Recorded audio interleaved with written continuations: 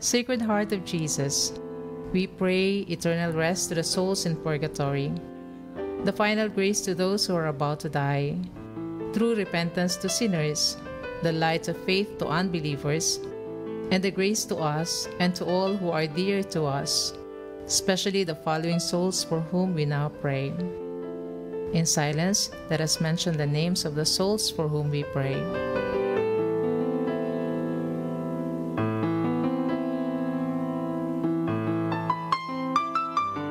To you, therefore, most merciful Heart of Jesus, we commend all these souls, and in their behalf, we offer to you all your merits in union with all the masses, communions, prayers, and good work, which are this day being offered throughout the world.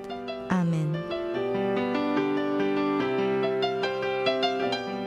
O Lord God Almighty, I pray thee, by the precious blood which thy divine Son Jesus shed in his cruel scourging, deliver the souls in purgatory, and especially that soul amongst them all, which is nearest to its entrance into thy glory, that so it may forthwith praise and bless thee forever. Amen. Our Father, who art in heaven, hallowed be thy name. Thy kingdom come, thy will be done on earth as it is in heaven. Give us this day our daily bread, and forgive us our trespasses, as we forgive those who trespass against us. And lead us not into temptation, but deliver us from evil. Amen. Hail Mary, full of grace, the Lord is with thee. Blessed art thou among women, and blessed is the fruit of thy womb, Jesus. Holy Mary, Mother of God, pray for us sinners, now and at the hour of our death. Amen. Eternal rest grant unto them, O Lord. And let your perpetual light shine upon them. May they rest in peace. Amen.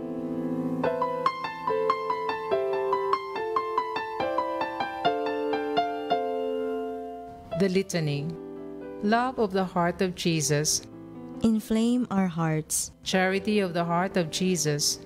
Diffuse yourself in our hearts. Fortitude of the heart of Jesus. Sustain our hearts. Mercy of the heart of Jesus. Pardon our hearts. Patience of the heart of Jesus. Weary not our hearts. Reign of the heart of Jesus. Establish yourself in our hearts. Wisdom of the heart of Jesus. Teach our hearts. Will of the heart of Jesus.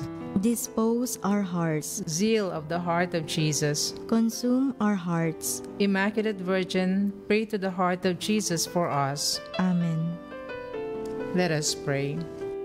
Merciful Father, hear our prayers and console us as we renew our faith in thy Son, whom thou raised from the dead. Strengthen our hope that all our departed brothers and sisters will share in his resurrection, who lives and reigns with thee and the Holy Spirit, one God forever and ever. Amen. In the name of the Father, and of the Son, and of the Holy Spirit. Amen.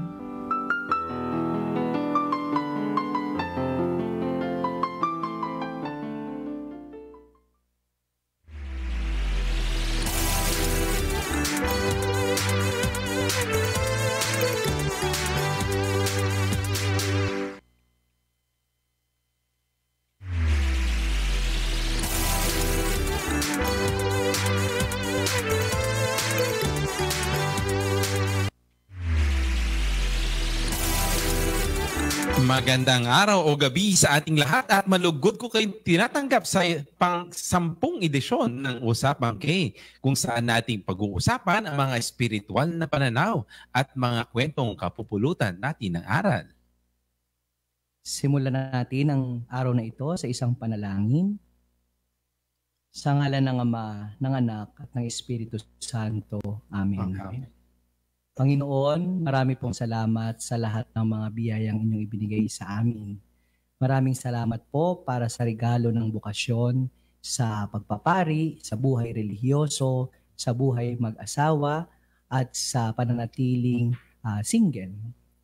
Nawa ay patuloy naming sundin ang tawag ng ating Panginoon na tumatawag sa amin upang maging mga disipulo, upang maging mga apostoles lalo na sa aming panahon. Ngayon din po ay dinadalangin namin sa Mahal na Birhen, lalo tigit ngayong buwan ng Oktubre, buwan ng Rosaryo, ang bawat bokasyon. Nawa ang bawat isa ay patuloy na makasunod katulad ni Maria sa pagiging mapagkumbaba, masunurin at palaging kasama ng ating Panginoong Hesukristo. Lahat pong ito ay hinihingi namin sa ngalan ng ating Panginoon. Amen. Amen. Sa ngalan ng Ama, ng Anak, at ng Espiritu Santo. Amen. Magandang araw po ulit sa ating lahat at malugod ko po kayong tinatanggap muli dito sa ating programa. At ngayong ang topic po natin ngayong araw o gabi, no? Ay ano po? Ayan, dahil buwan ngayon ng Oktubre, no, bukod sa ito ay buwan ng ating Mahal na Birhen, ay buwan din ng bokasyon, Father Dexter. Oo. Ang ganda kasi ng bokasyon dahil hindi lang ito ang bokasyon ay pagtawag, no? Pagtawag, tinatawag tayong lahat. Subalit itong pagdidiskusyon na natin ngayon ay ang pagtawag ng Diyos sa mga piling tao. Sa gabing ito, ang ating mga inimbitahan na mga guests natin ay mga Dominican. So mga Dominican priest at saka brother para tayo ay maliwanagan sa ating tema ngayong gabi.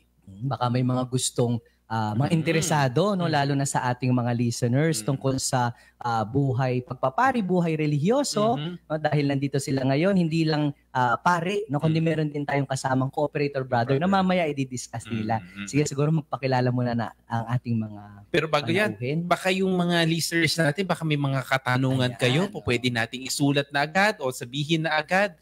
May mga sa booth natin may mga magsusulat ng ating mga katanungan. Sa ating Facebook, no, ng Radyo Maria Facebook, ilagay nyo lang po sa comment o kaya po sa mga sumasumusubaybay sa ating Santissimo Rosario Parish page. Wow. Sige po, simulan po natin sa ating kaliwa. Magandang araw o magandang gabi po sa ating lahat. Ako po si Father Carlo Ray Canto, OP. Maaari niyo pong tawaging Father Kaloy. Ako po ay isang Dominikanong pare. At yun lang po muna sa ngayon. Kasi baka mamaya may mga maibibigay pa ako. Babahagi ako. Si Father Kaloy, napakasikat ngayon ito, no? Dahil siya isa sa mga magagaling kumanta sa aming... Naku, mamaya baka pwede mag-sample. Ay, pwede rin mag-sample, Father. Na magandang mag-sample din siya ng kanyang naiibig na kanta. No? Susunod po si Fray Mel. Ako po si Brother Melencio or Primel Garcia OP. So isang cooperator brother ng Dominican. Yun, simulan po natin dito po sa calling. Sabi nga nila may vocation. Kasi pag sinasabi nating vocation, para lamang ba ito, Father Kalois, na ang vocation para lamang ba sa nagpapari o nagmamadre? Ano ba itong pinag-uusapan nating vocation? Yes po, okay. So una sa lahat, ang vocation na term ay galing sa salitang Latin na vocare, ibig sabihin tukol. So ito ay patungkol sa tawag. At iba kapag may mga tumatawag sa ating mga cellphones o kaya sa kung anumang mga social media na meron tayo, ang ginagawa natin ay sumasagot tayo. Pero yung pagtawag ay hindi lang limitado doon sa buhay ng pagpapari o pagiging religyoso, pero ito'y tawag sa ating lahat. Tawag saan? Tawag na maging banal sa ating buhay. Kaya nga dun sa realidad ng bokasyon ay hindi lang ito patungkol sa, which is usually yun kasi yung naiisip natin pag sinabi na bokasyon ay yung mga nagpapari yan, yung mga magmamadre, mga nagiging brothers. No. Kasi yung bokasyon ay mas malawak actually yung scope niya. Yung pagiging pare o pagiging religyoso is just a part of that vocation in general. Pero Primel, bakit marami ba o kaunti ang nagpupunta at tumutugon sa ganitong bokasyon na sa pagpapari, sa religyoso, pagmamadre? Magandang gabi. So siguro kasi pag sinabing pagpapasok sa seminaryo, ang nasa mindset agad ng mga mga kabataan ay magpapari. Pero yung pagiging brother o cooperator brother na isang religious ay parang hindi sila sanay na makarinig ng gano'n na isang brother, no? So kaya nga ginagawa nga namin at least mag-promote ang vocation pupunta kami sa iba't ibang lugar para lang introduce tong ano ba yung cooperator brother. Hindi lang sa Dominican merong tinatawag na brother, kahit ibang kongregasyon meron ding mga brother. So, yun nga, ang kaibahan naman namin ay sila, mga pare, ay ordained, kami, mga hindi ordained. Kaya siguro, konti lang yung nagba-brother kasi ang nasa mindset talaga nila ay maging pare pag pumasok ng seminaryo. Mamaya di-discuss natin yan. Mamaya magandang i-discuss yung pagiging cooperator brother, no? Pero Father Paul, pag sinabi nila na pumasok ka sa loob, ano nga ba yung pag sinabing loob? Nakakalungkot ba yan? Masaya ka ba? Kasi yung ibang tao kapag ini-interview natin, yung mga sinasabi nila, kumusta ka naman sa loob? Malungkot ka ba? Ano bang ginagawa sa loob? Siguro Father Dexter, no, sa unang dinig natin, pag sinabing sa loob, parang kuminsan negative. No? Kasi pag pumasok sa loob yung iba, ibig sabihin kulungan, di ba? Yung mga nakukulong sa city jail, di ba? O kaya yung mga nakalabas na galing sa loob, di ba? Or another one na palagi nga although hindi dapat pinagtatawanan ngayon, no? Siyempre medyo sensitive na yung mga language natin, yung sa loob ng Mandaluyong, di ba?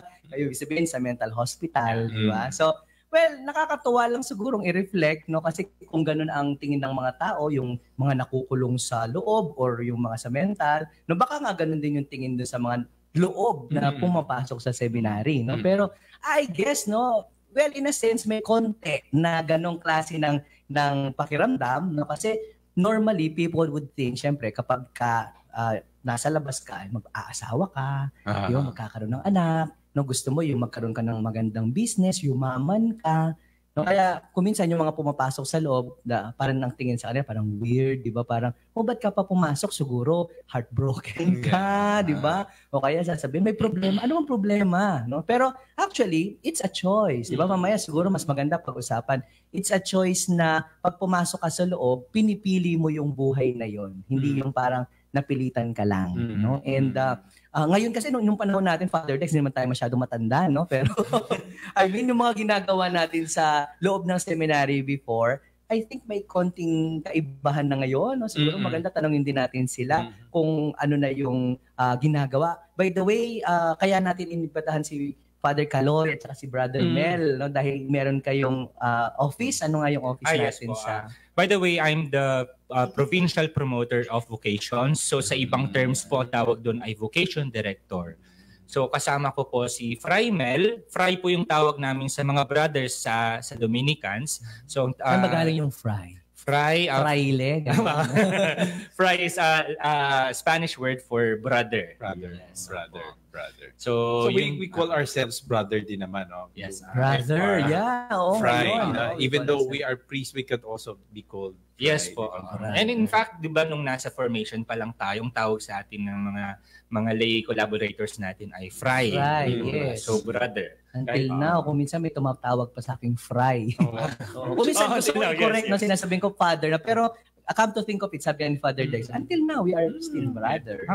First of all, before we became priests, we are brothers. Kahit naman sinasabi sa atin sa Roma, no, parang we should all call ourselves brothers. Yung mga dokumento natin ngayon. Yes. Okay. Yeah. Pero bago tayo dumating doon, no, sa pagdidiskusyonan kung ano na yun, pagdiskusyonan natin kung saan ba nanggaling itong mga vocation na ito. Father Corey, meron ba tayong biblical sources na sinasabi na yung ganitong mga vocation ay parang hindi lang naman sa ngayon, parang hindi lang naman yung pagpapare, ngayon lang natin na isipan yung mga saan ba nanggaling? Sa Bible. Yung sa Bible kasi, of course, madaming mga pwedeng mapagkunan doon. Pero basically kasi, yung ibig lang sabihin doon kasi, especially dun sa Old Testament na mga instances or reminiscent of the religious life that we are having right now, it's all about like consecrating ourselves. So when we say consecrate kasi, it's also a Latin term to set apart.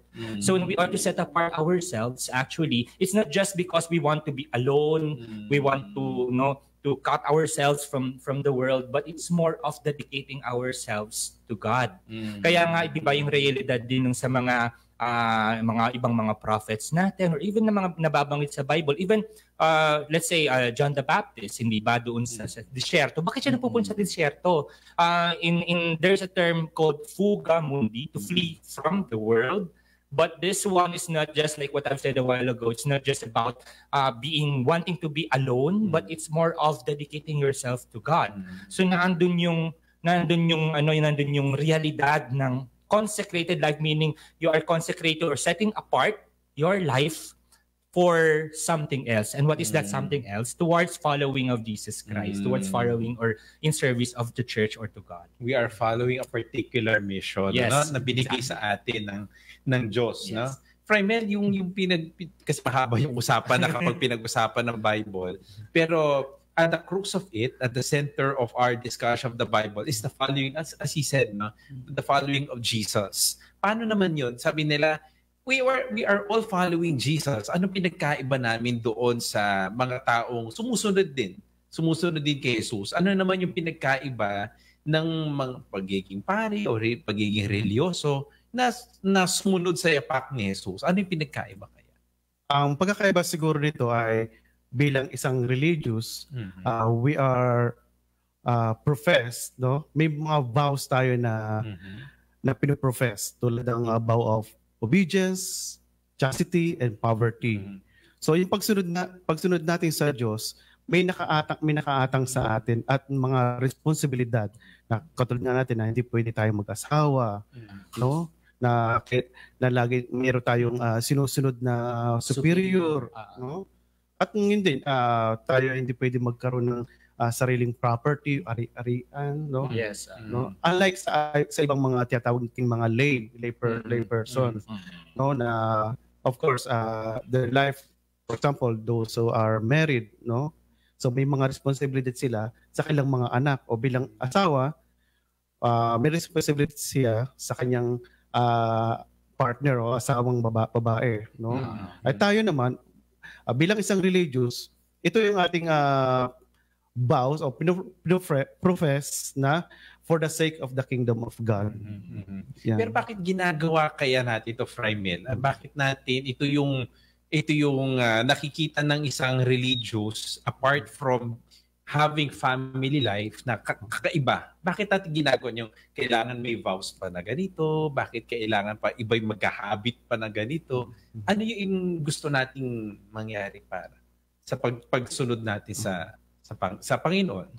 Yun nga, katulad nga yung tinatawag na evangelical councils, yung 3 vows na yon. Kasi nga, itong vows na ito, ang tinatawag na ito ay for the sake of the kingdom of God, no? Na talagang ang ating sarili ay dedicated sa ating mission ng simbahan, no?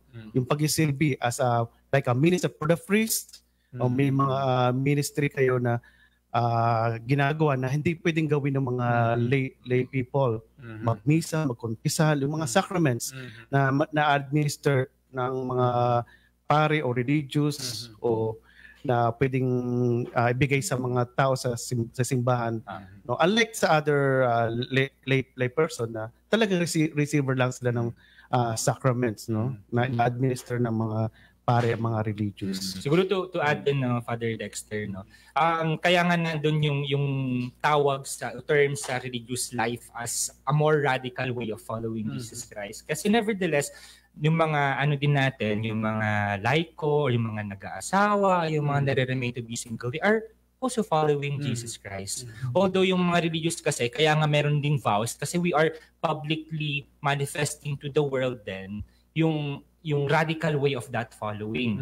And it is very much reminiscent din doon sa buhay ng mga apostol. If we are to remember kasi, they left everything behind and they follow Jesus Christ and they live in a community. So naandun kumbaga yung pagpapahayag sa mundo na posible pa rin yung ganito na klase ng pag-follow kay Jesus at pagpapahayag ng yung mabuting balita sa pamamagitan ng maging isang religyoso, maging brother ka man, madre or pare. Kasi sinabi mo nga yung word na radical. Yes. Parang hindi siya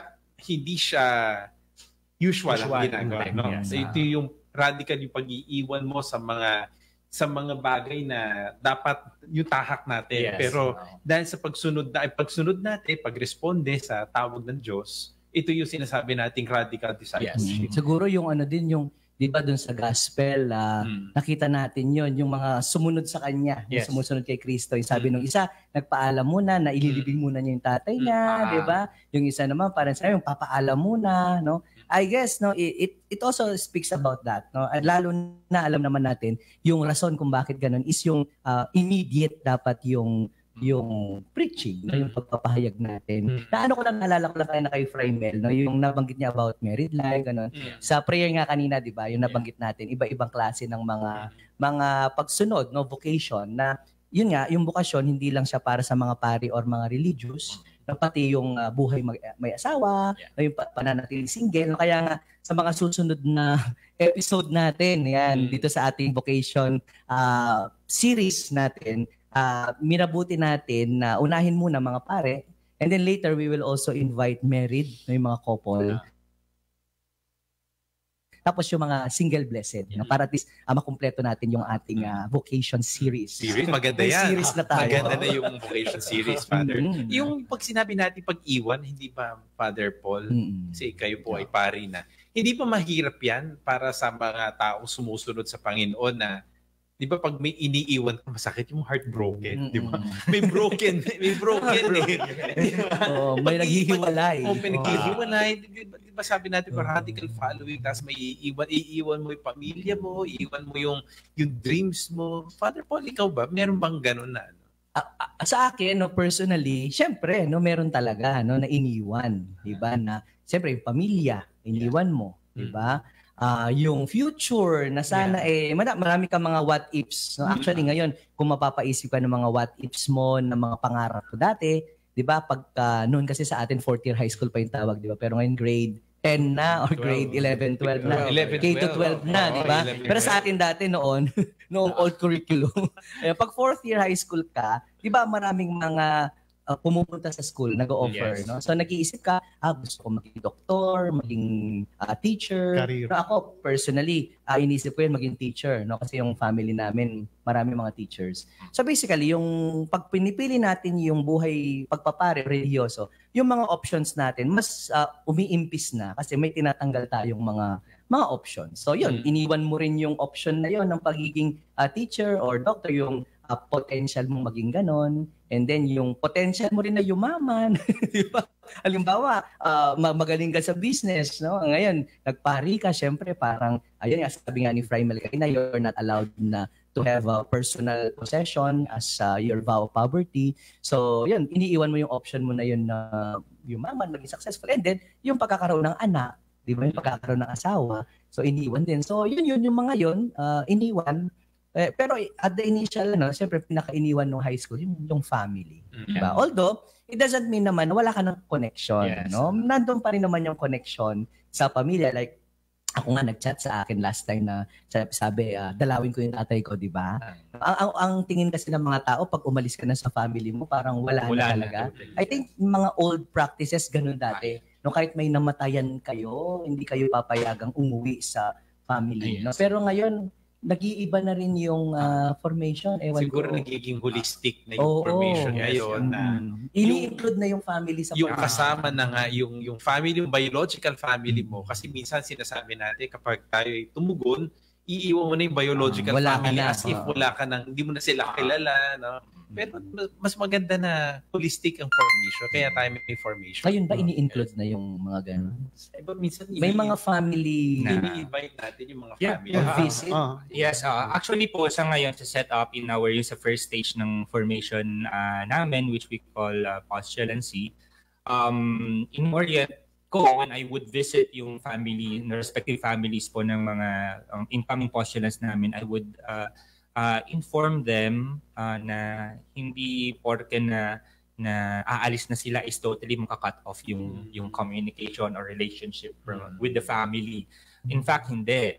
And at the same time, we also recognize yung person mismo nung papasok. Ano yun? Yun yung composed ng, or malaking part kasi ng pagkatao nung papasok ay galing sa pamilya. Kasi in the first place, ang bukasyon ay nagsisimula din sa pamilya. So naandun yung pag-recognize sa realidad na yun. Kaya nga, even in the different schedules doon sa postulancy, for example, tulad na nabanggit ni Father Paul kanina, na merong mga times na pwedeng mabisita yung mga postulants. Although there will come a time sa formation, for example, yung tinatawag namin na novitiate, ay merong tinatawag na a relative withdrawal, which means cutting off really talaga yung communication, even communication. Pero of course, pag emergency... Walang cellphone? Ganun? Yeah, walang cellphone, walang gadgets, bawal mag-TV, bawal ang newspapers, things like those, which is pinagdaanan natin lahat at nakaya naman sa awa ng Diyos.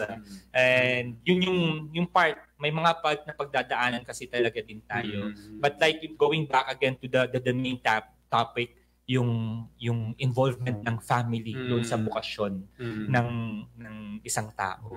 Kasi like what I've said a while ago, yung bukasyon nagsisimula din sa bago yun, no? Bago yun kasi parang dati hindi ini-involve yung family. Additional din sa kay Father Caloy. So actually we have orientation before the formal formation in the postulancy.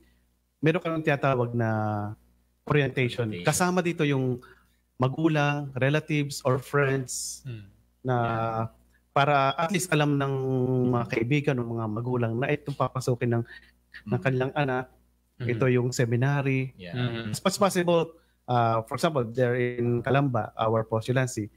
So we invited the family to go there sa postulancy for the orientation. Naisip ko lang din, sorry po Father Dex, pero naisip ko lang din kasi, meron din kasing good aspect yan in terms dun sa family itself. Kasi we don't just focus on the person kasi formation yung pinag-uusapan natin. So, ang focus natin ay yung tao, yung postulant, yung kumbaga yung formally or yung nagiging pare, nag-undergo ng formation.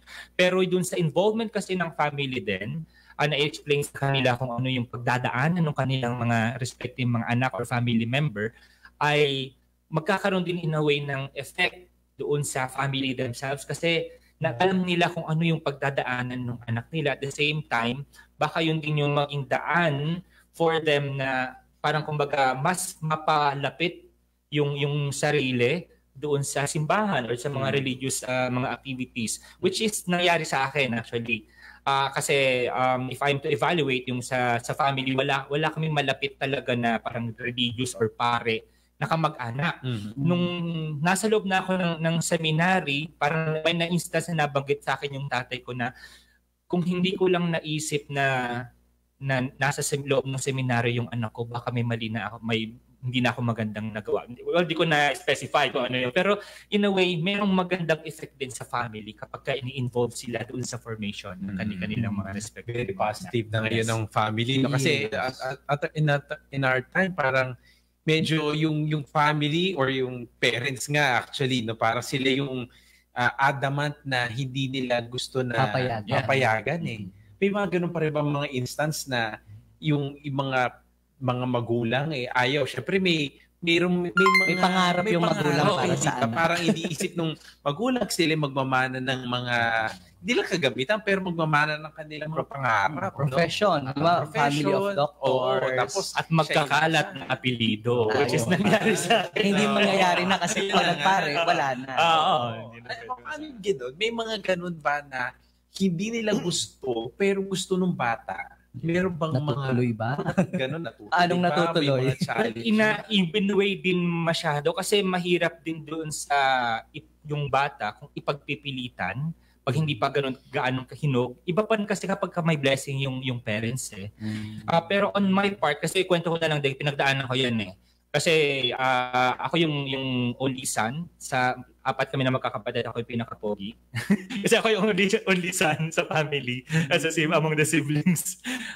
Nung sinabi ko dun sa parents ko, yung ate ko was like talagang ayaw ako na payagan. Kasi nga, parang yun nga, parang ina-expect na ako yung magpapatuloy na apelido. Magpapatuloy na apelido. Kasi mga babae pala yung kapatid mo. Correct. Kaya nga, yun yung una. Yun yung parang talagang hindi okay sa kanya. Pero later on, although pinagpilitan ko pa rin yung gusto ko, later on, nag-ano naman yung tatay ko, parang naging okay naman na sa kanya. Well, in fact, nung mas lalong tawag ito, nag-advance yung formation ko nung malapit na ako na maging pare and everything. 2 beses po kasi ako lumabas sa seminary. Tapos nung pangalawa na balik ko, buti na lang pinabalik ako ng province, ay sabi ng tatay ko, wala nang lalabas. So naging supportive na siya. Actually, mas Baliktad supportive na. Oo, mas intense pa actually yung kagustuhan niya na ako yung matuloy sa aking pagpapare. Kasi yung as compared nung dati na parang ayaw. May tanong lang ako, pa-follow up ko lang kay Father Dexter, no? Kasi halimbawa ganun, meron bang like kailangan ng parent consent yung mga pumapasok or are they of age? Tapos yung pangalawang tanong, ito medyo controversial, you may answer or not. May pa ganun pa. Yeah. Yung kasi we are talking about family, di ba? Sabi natin, we visit their houses, we invited to the seminary, and marami ngayon yung mga family structure natin na single parent. Does it affect yung pagtanggap natin sa mga gustong pumasok? Kasi I'm sure may mga gustong pumasok, baka iniisip nila, ay, galing ako sa isang single parent family or parang Hindi sila kompleto. Ano ba, maaapektuhan ba yung pagtanggap natin sa kanila pag gano'n? Is it a requirement? Yung direct na effect, wala naman. Kasi ang pagbabasihan ng screening or yung sa application kasi is yung sa tao mismo. So regardless kung ano yung family background nung bata, as long as na kaya naman niyang i-process lahat ng mga kailangang i-process, meaning hindi siya problematic, di mo nakikitaan na problematic siya, then may chance na we should consider him sa Pero walang discrimination. And we na ganun have po. case, Yeah, actually we have meron tayo ngayon, pero of course Maybe about the consent that he is referring to. kasi when we refer to a consent, that means na minor pa lang yung especially sa atin kasi we would accept na yung minimum natin is 18 years old. Sa Dominican. Sa Dominican. after senior high. After senior high. Yes. So more or less more than 18 Unlike or above. before, 16 years old. Siguro maganda pag andito yung isang mga diocesan, iba din yung siguro sa Pwede kanila. tayong gumawa ng another session for them. Para malaman din ng mga tao, iba kasi yung ngayon po ay religious. Meron din diocesan. Pero we just clarify, even among the religious, kasi madami pong mga religious congregations, magkakaiba din kung minsan yung process of application. Requirements. But requirements, yung age, kung ano yung Policies, range, policies and everything. Iba-iba din yung charisma, no? Meron din yung ibang congregation tumatanggap naman matatanda. Yeah. May iba naman tumatanggap na mga bata para mas maganda rin yung formation. Yes, even in yung meron silang formation na sa senior high school. So tumatanggap din sila even yung mga graduates ng junior high school pa lang. Sa Dominicans po kasi mga senior high school graduates yung ating tinatanggap sa application. Sa atin kasi sa Dominican, yun yung parang impression ng mga tao, matatalino, kasi we handle schools. So possibly isa sa mga unang requirements makapasa sa IQ exam. Yes. Actually, yun talagang pinaka-objective na pinanghahawakan. And then later on, tingnan natin kung they will pursue because of yung community life, importante din yan. Yes. Hindi naman porke matalino, di ba? Father Dexter, may naalala ko dati, mga nakasabay natin, 140, 150 yung IQ, pero hindi po, kasi hindi lang po IQ ang tinitignan natin. Holistically again. Yes, Hindi lang yung patalinuhan tayo dito. Hindi sa gano'n. Because of battle of the brains na lang tayo. Because we have pillars. Tama. Ano ang pillars? Yes. Sige. Sige, Primel. Ano mga pillars natin Sa Dominicans, we have 4 pillars. So yung community, spiritual, yung prayer. studies Yes, of prayer, life. and then apostolate or Yes, pastoral. Pastoral. Yes. Bago tayo magpatuloy, Father Paul, maraming salamat po sa ating mga avid listeners. Wow, may mga regular listeners. Sa ating Facebook, sana na nagbigay po ng stars sa ating live stream. Wow. Ilang stars ba? Dalawa sila, Father Paul. Dalawa na sila. Thank you kay Bong Dukot na nagbigay ng 100 stars. Maraming salamat. Bong Dukot ay nagbigay din siya last time. Wow. At kay ito na bago, kay Eva Dang Alan Ibaben na nagbigay ulit ng 100 stars. Wow! Thank you po, Maraming Ma'am salamat Eva. Happy ng Christmas, dami ng stars. Yes. Nabanggit ba kung taga saan? Siguro next time maganda ilagay nila kung taga saan para Sige, maganda ilagay. Sunod maglaki ng Christmas tree nila. lalagay din ang mata mga Oh, stars. yes. Pakinang ang mundo. Correct. Shout out sa mga deboto din ng Santissimo Rosario de Malusac, especially kay John Dex Limin Simbol. Tama. Sa Malusac, Father Dexter. Oo, diba? bali- Ito Our Lady of Itong Malusac. image natin, Our Lady of the Rosary of Malusac. So nandun ako nung Friday, Father Dexter. So nag-miss ako doon sa 8th day ng kanilang novena. No, kailangan ka pang sumakay ng bangka, no, kasi sa isla siya. Oo, sa ano siya, sa Swan. Pero parang merong kang sasakyan na bangka from yung tinatawag ng Bamboo Hub. Maganda, Father Dexter, no? Punta tayo minsan. And then, ito yung binigay nila, ito yung patron saint nila, Our Lady of the Rosary of Malusac. So mga taga dyan po, sa kanilang parish priest, kay Father Ray Vin Garcia. Hello, Father Ray Vin. Yan, nandito rin po siya sa Central Seminary. Ito rin po, may tanong po, Father Paul. Although parang nasagot na rin naman po ito kanina, pero mas maganda itanong, may age limit ba na kung papasok sa seminaryo? Tulad ng nabanggit ko po kanina, iba-iba yung requirements ng per seminary. When I say seminary, mali po ito sa diocese o mali sa religious. Sa Dominicans po, ang age limit po ay 18 to 38 years To old. 38. 38. Okay. Kasi dati may case tayo na tumanggap tayo ng older. But I think based on experience, syempre tinitignan din natin kung makakapag-ministry pa. Yes. No, kasi kapag masyado ng senior yung tatanggapin natin, baka ilang years na lang siyang mag-ministry. And at the same time, yung papasukan kasi is formation. Yes. Usually kasi pag medyo matanda na, of age na, kumbaga may nakahulma na personality, ways of doing things, na hindi na mahirap ng baguhin. At saka sa atin kasi sa Dominican, magkasama yung senior candidates at saka mga bata. Sa iba kasing seminary, magkahiwalay yung, meron yung for late vocation, di ba? Meron yung mga para dito sa normal na galing sa high school. Sa atin magkasama kasi nga, pag naging part ka ng community, in reality naman, magkasama pa rin sa community. Oo. Ganon din sa ating sa ating probinsya rin, no? Mm-mm. Kahit na matanda na hindi natin nilalagay sa Sa home for the aged.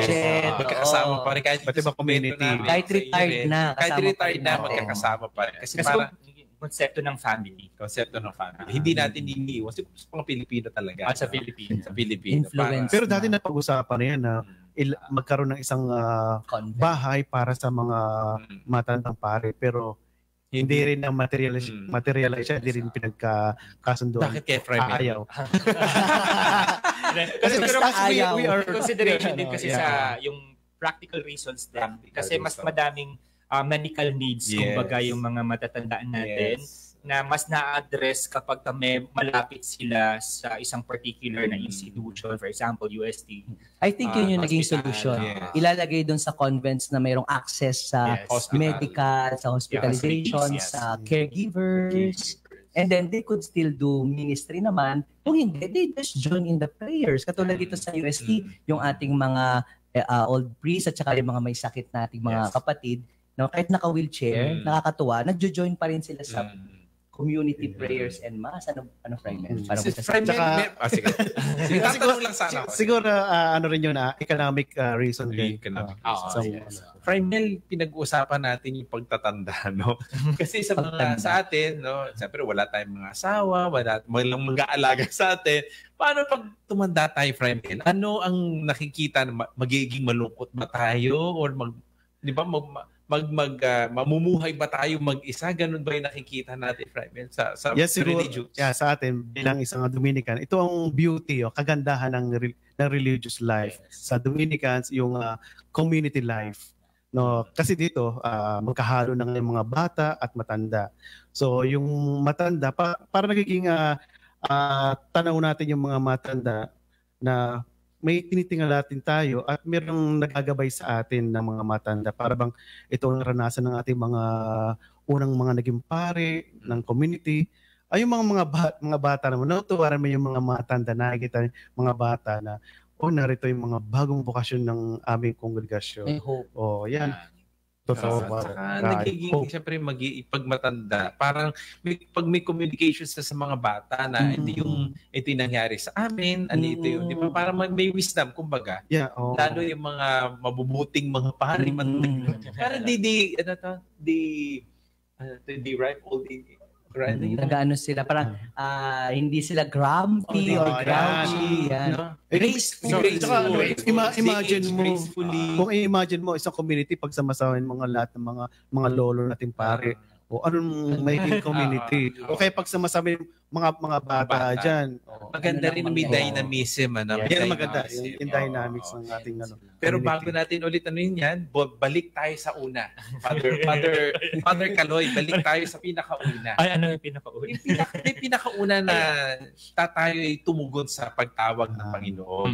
Ano nga ba na-inspire ka ba, Father Kaloy? O may nakita ka ba na sabi nga nila, humahanap tayo ng signs. Kanina sa gospel kanina. Ngayon, sa araw na ito, naghihingi sila ng signs. Humingi ka rin ba ng signs sa pagtugon? Honestly, humingi din po ako ng sign, pero hindi yung main basis ko for deciding. Pero it was contributory, kumbaga. First of all, grade 1 pa lang po ako. Alam ko mahaba-haba yata. Vocation story pinag-uusapan. Ayan yung buhay ko to. Kaya kong mag-spend ng like 3 hours. Pero grade 1 pa lang po ako. Gusto ko na talagang maging doktor. So, hindi ko original na plan na magpare or even I didn't have even yung idea ng ng religious life eh. Hindi ko pa nga alam ang pagkaibahan ng religious, diocesan. So, nagpatuloy po ako and I took up medical technology dito po sa UST. Nag-graduate po ako. So, wala pa sa utak ko yung pagpapare. But after graduation, there was a time na may na-meet ako na pare na Dominican. So, happy na Dominican.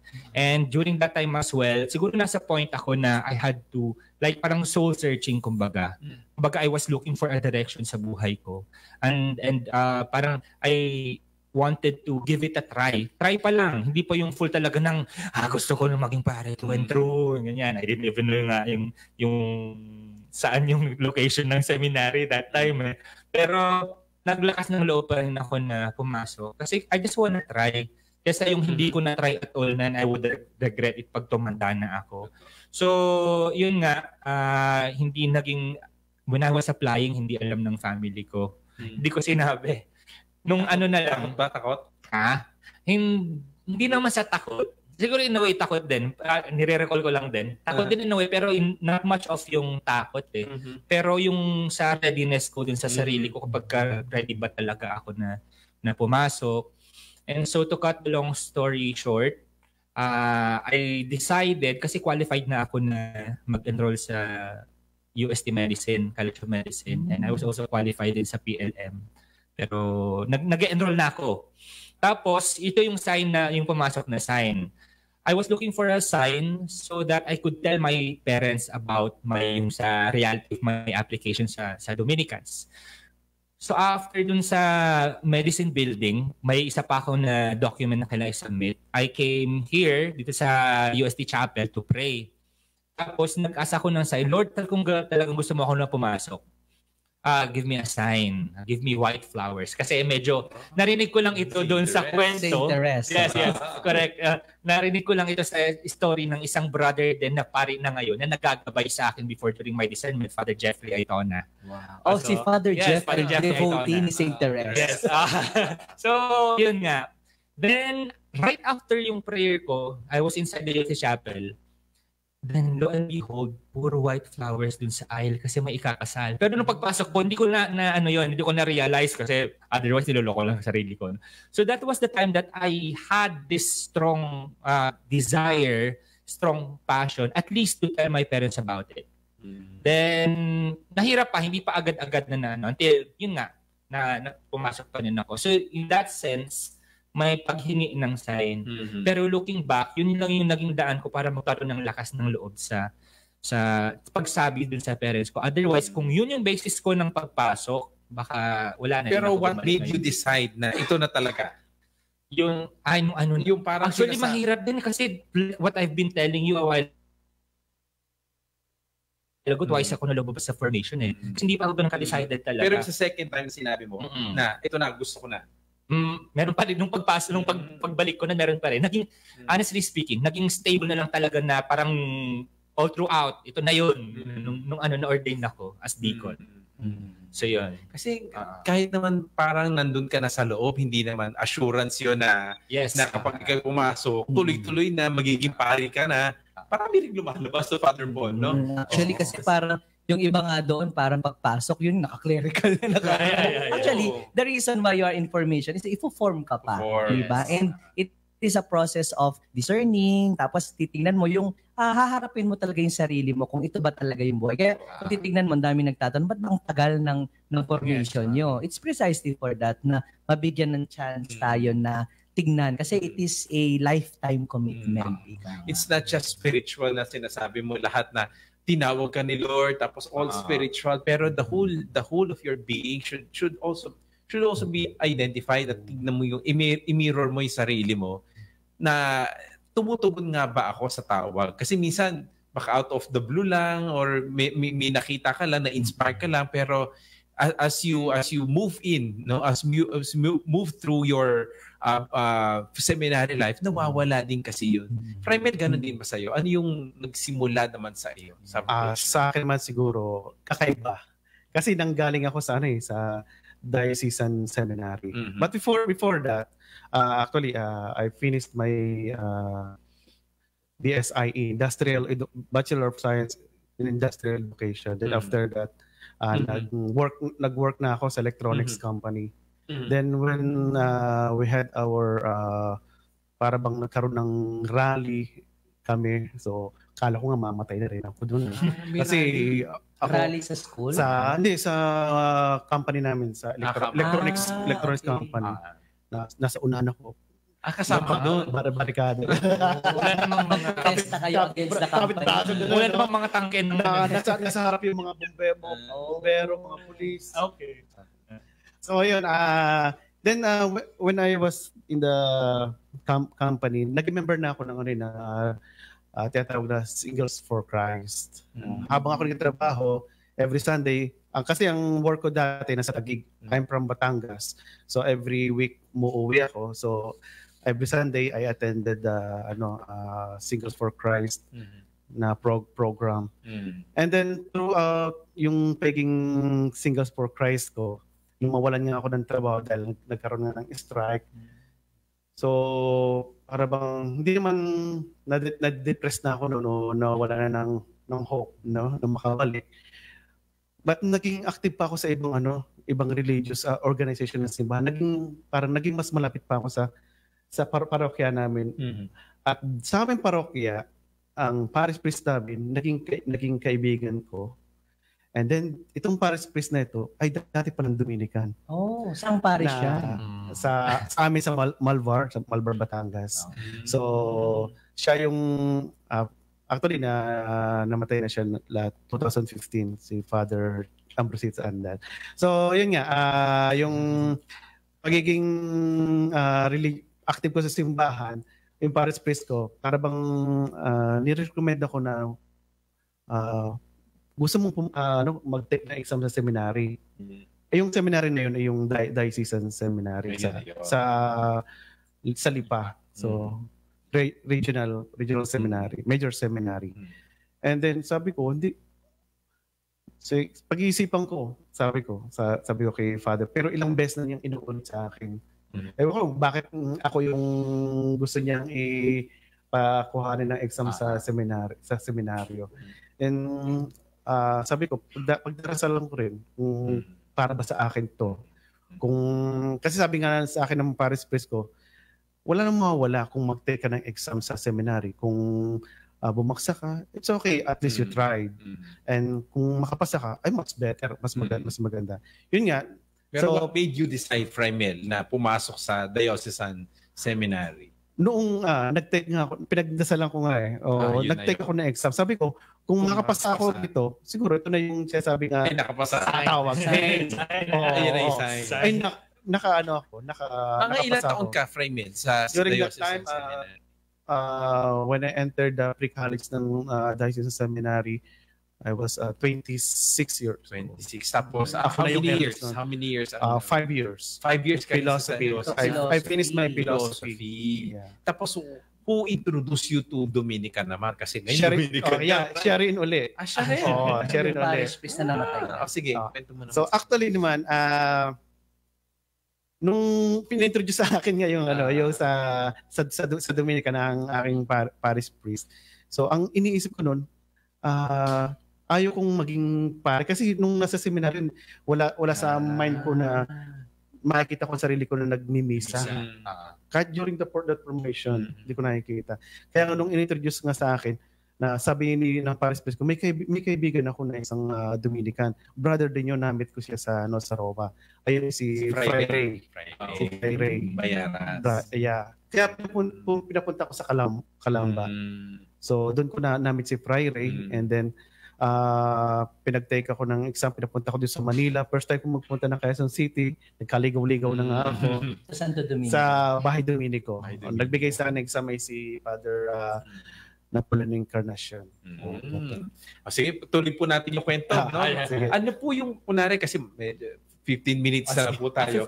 Pero ano ba yung kasi kahit pare na tayo, cooperator brother tayo, may struggles pa rin ba tayo? Or wala na, masaya na lang tayo? Ano may mga struggles pa tayo, Father Caloy? Ako, meron pa rin ako struggles. Pero it doesn't mean na hindi ako masaya sa buhay. Kasi otherwise, labas na lang ako for good, no? Pero yung struggles kasi more on, paano ba? I think kahit na, kunwari, even sa mga married couples, no? May mga kanya-kanya pa rin struggles. It doesn't mean na you're not meant for that, but it's just siguro they might just be challenges to overcome. Kaya nga even our conception of the religious life is an everyday yes to the Lord. Kasi ibig sabihin na andun pa rin yung mga hirap in a way. So in particular, siguro sa akin yung naranasan ko yung in terms of balancing yung mga activities here and there, na related sa ministry. Tapos ano pa ba? Yun yung main na ano ko ngayon eh. Kasi may mga 4 pillars kailangan nating i-balance. Diba? Sabi ni Frank kanina, yung community life, study, apostolic. How could you divide that into 24 hours kumbaga, no? Kahit na 24 hours o 24/7, parang how would you, no? Parang ganun siguro nagiging start. Tsaka si Father Caloy ngayon nag-aaral pa rin kahit na pare na. Oo, i-share mo Father Caloy. Kaya nga talagang nagbabalance siya pati yung trabaho niya. Ang nagiging priority din ng mga Dominicans is study life. Tuloy-tuloy pag-aaral. Ikwento nyo naman po sa akin. Ano tinitake ko ngayon? Ang sinukuha ko po ngayon ay Masters in Guidance and Counseling sa USD. Although nasa first stage pa lang po ako, ibig sabihin mga bridging courses pa lang ng psychology yung mga kinukuha ko, which is a requirement. Bakit? Siguro yung tanong kung bakit yun yung kinuha ko. Kasi it has something to do as well with my reason for entering. Noong nag-decide din ako na pumasok sa pagpapare, ay isa sa mga na gusto ko na gawin ay yung to guide other people, especially the youth in terms sa pag-guide sa pag-counsel. Let's just say counsel or even yung just be there to listen doon sa mga kung ano yung mga gusto nila na sabihin, things like those. So doon naka-connect kumbaga kung bakit tinake ko yung parang synodality din yung Pope Francis. To listen to also listen to listening. Strayman, meron pa tayong struggle as religious? Siyempre man, araw-araw lagi namang may struggle sa being a religious. Of course, sometimes yung prayer life, kung paano mo maintain na every day na makapagdarasal ka. Ano ba ito, 24/7 ba nagdadasal tayo? Ano may mga oras natin. Kasi para alam na natin mga televiewers, listeners. Of course, we as religious, we should pray morning prayer, evening prayer, and also misa. Our office of the hour. Office of the reading yan. Tsaka kasi sa atin community kaya yung iba kasi pwede individual, pero sa atin siguro yung struggle nga yung how to be there in the, yung tawag natin choir, pero sa community sama-sama. So, morning prayer tayo ng 6:15 a.m. And then misa. And then sa gabi, actually, may rosary tayo, 6:30, tapos yung evening prayer. And yun nga, kung minsan aabutan ka ng ministry, no? Halimbawa, ako as parish priest, ganun din, no? So, I try my best, no? Kaya na, syempre, kung minsan ang mga schedule ng mga pamisa sa mga patay, sa gabi, time ng, no? prayer. Kaya nga, yun na, ko rin yung sabi ni Fred, na struggle din, no? Lalo na yung sa prayers, no? How to be there. To pray kasi pwede naman individually. Pero sa atin, sa Dominican, parang may plus pa, which is you have to be there. Communal prayer. Sa community. Sa community. Oo. Tsaka bukod pa sa, for example, yung pagdarasal ng Rosario, in common, no? In common. Meron Sarili ka pa. Personal Sarili, na praying oo. of the rosary. 15 Pero yung- mysteries kasi yung- everyday, no? Pero yung ano naman sa ating religious, for example, if you have a ministry, so that's why we have a community na magdarasal sa mga kapwa nating mga brothers na nasa mga ministry nila. Maganda So, yan yun kasi ang purpose. yung cooperator brothers natin, halang ng Father Dex, di ba? Yun yung trabaho, di ba? Yung habang yung mga priests nagmimisa, sinasabi na yung mga cooperator brothers, sila yung nandito sa side nagdadasal for the ministry, no? And then sila yung dun sa mga Sa temporal charity. goods, ganyan. Yung temporal, San Martin de Porres is cooperator brothers. Saint John Macias. John Macias. Marami rin pala tayong cooperator brothers na Oo. Dominican na saints. Yes, saint na. Na saints sila, no? So yung struggles natin tuloy-tuloy, no? Every day din naman kasi yung to balance the four. Yeah. Sabi nga natin to balance the four. We cannot just sabihin natin, magdadasal tayo palagi or mag-aaral tayo palagi or apostolate Magtuturo. natin. Magtuturo. No?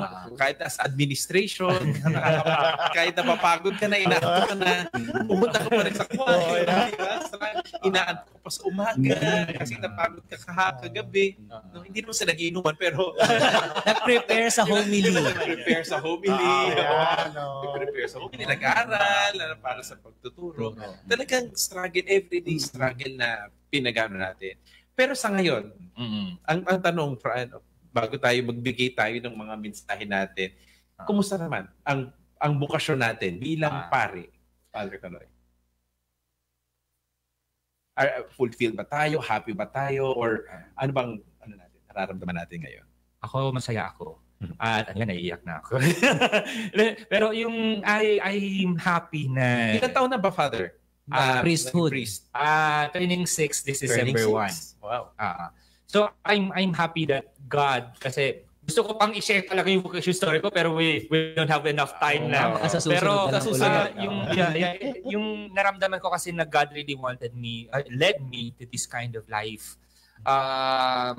Madami factors. Pwede kong enumerate yan. Gusto nyo mag-usap tayo online, pwede. Pero yun yung isa sa mga masaya ako kasi kumbaga nagkaroon ng direction yung buhay ko at the same time na i-present ko yung sarili ko bilang instrumento ng Diyos sa mga iba't ibang mga ministries at pero yun yung masaya nung magaan sa loob na kahit na hirap ka dito like may mga struggles in balancing yung things this and that naandun pa rin yung fulfillment. Pero it's not just about the fulfillment kasi but it's also about yung us really living out the vow that we made na no matter what happens, like yung pagba-vow ng mag-asawa through thick and thin, in sickness in or health till death do us part. Yun din yung vow kasi natin as religious. Kasi tulad na nabanggit nyo kanina, it's not just about being a priest, but first and foremost, we are Dominican religious. At yun yung masaya ako. Oh, wow. Ganda. Premier. Sa akin man siguro, ito yun. Ang nagpapatibig sa akin, nagpatag ng bukasyon ko ay ang community. Yes. Community. Kasi nga, kaya ako pumasok sa Dominican, dito ko nakita yung yung community life Na kaya nga sabi ko bago ako pumasok ng seminaryo, hindi man pagkapare, hindi naman pagiging lay minister. Yeah. But in between ang pare at ng lay minister. So ito na yung nakita ko, pagiging cooperator brother. At nakita ko sa Dominican, throughout my formation and then pagpunta ko sa mga community, nakikita ko doon ako happy. kahit na ibig sabihin na marami akong struggle sa buhay, yung maraming mga problema o nahihirapan, pero pag nakikita ko yung community, mas nagiging matag yung aking bukasyon. Ano ang nakatagal, Fry, pagiging cooperator brother natin? I entered 2002. Mm-hmm. So, nag-profess ako 2004. Mm-hmm. Wow. Solid profession. Solid profession 2008. Wow. Tagal na rin. So almost 16 years na as religious. Happy? Siyempre. Si Father Paul naman. Nakabahan na ako eh. Pero ako na yung next and ganun yung ano. Well, I guess no sa akin din no, masasabi kong masaya. No, combination ng dalawang sinabi nila, no, na fulfillment at the same time yung nasusustain yung saya sa community, but at the same time meron ding mga struggles, no? So talagang hindi all throughout ay masaya. Yeah. No? Parang rosary, di ba? May joyful, may sorrowful, may glorious. And I think ang nagsusustain talaga doon yung tawag ng Panginoon. Yes. No? Kasi palagi ko kung wala talagang totoong tawag, yeah, no, matagal na rin akong nag-give up. No? Yeah. But the call of God is there. And then another one na naalala ko lang ngayon, yung panalangin ng ibang tao. Kasi yung mother ko, hindi na ako magbubukis yung story kasi medyo may oras na. Pero yung mother ko, naalala ko lang na kwento niya nung naging pari na ako, na patuloy niya ako pinagdarasal. Kasi minsan nakita ko siya, na-ordain na ako nung umiyak sa bahay, nagdadasal siya. Tapos sabi ko, ng rosary. Sabi ko ganyan, ma, pagdasal mo naman ako. Sabi niya, oo, pag nagdadasal kita araw-araw. So, para nag-doon sa akin, sabi ko, ang nag-sustain sa akin doon sa buong taon ng formation ko, of course, yung effort ng pag-aaral and all, but then, yung pagdarasal no, ng ibang tao. No? Pati sa mga ibang tao na sinasabi daw ng nanay ko, ipagdasal niyo yung anak ko. Yeah. Di ba? Yun, kasama yun doon sa nakatulong talaga. It's a pride din kasi na family din na magkaroon ng anak na pari. No? Yes. Na gano'n din na parang sila yung tingin ng mga tao, no? Tingin natin mga kapamilya, na tayo rin nagdadasal sa kanila. Kaya siguro sila, tinadasal din na magpatuloy tayo sa ating bukasyon. Kahit na ayaw nila nung una, sabi nga ni Father Tuloy sa atin, pero maya-maya sila na yung nagpupursige at sila yung nagpupush sa atin na ituloy mo yan. Ituloy mo yung bukasyon na yan kasi maganda. Nakita niya na yung maganda doon sa bukasyon natin. Ngayon, dahil 3 minuto na lang, pwede nating siguro invite yung mga tao bago natin bigay yung mensahe nila, no? Kanya-kanya mensahe. Pero invite naman muna natin, Father Caloy, ang mga listeners natin sa vocation. How they could get in touch. Yes. Siguro, first and foremost po, siguro yung mga nag-iisip, it starts with the interest kasi. So just the mere fact that you got interested sa religious life, perhaps para mag-guide kayo, approach your respective parish priest or someone in the religious. Pero if you are interested to join the Dominican order, particularly the friars, please you may contact us or visit our Facebook page, Dominicans PH Vocations. Then just send a message. I'm gonna reply right away. Ulit, Father Caloy. Baka Dominicans PH Vocations. Okay. Frymel, baka meron tayo. Gusto natin imbitahin sila para maging cooperator brother. Doon sa mga graduate na ng senior high school at sa mga young professionals na gusto maging cooperator brother tulad ko, tulad ni St. Martin. No? Yeah. Welcome po kung kayo mag-a-apply. Don't be afraid to become a religious and to become a cooperator brother. Okay. Siguro maganda na ang ating last message sa ating mga listeners. Ano yung mga pwede nating ibigay sa kanila? Last message. Wala namang mawawala pagka susubukan. Yun lang. Ayun lang. Short, but short. Fry. Ito lang po. Ako po bilang isang religious, bilang cooperative brother, lagi ang pinanghahawakan ko ay awa at grasya ng Diyos. Wow. What grasya? Ako naman, naiisip ko rin na one word, no? Kasi yung mga nakarang episodes natin, no? One word lang, no? Kanina, naisip ko yung sa tawag, syempre, 2 T, no? Tawag and then tugon. Tugon.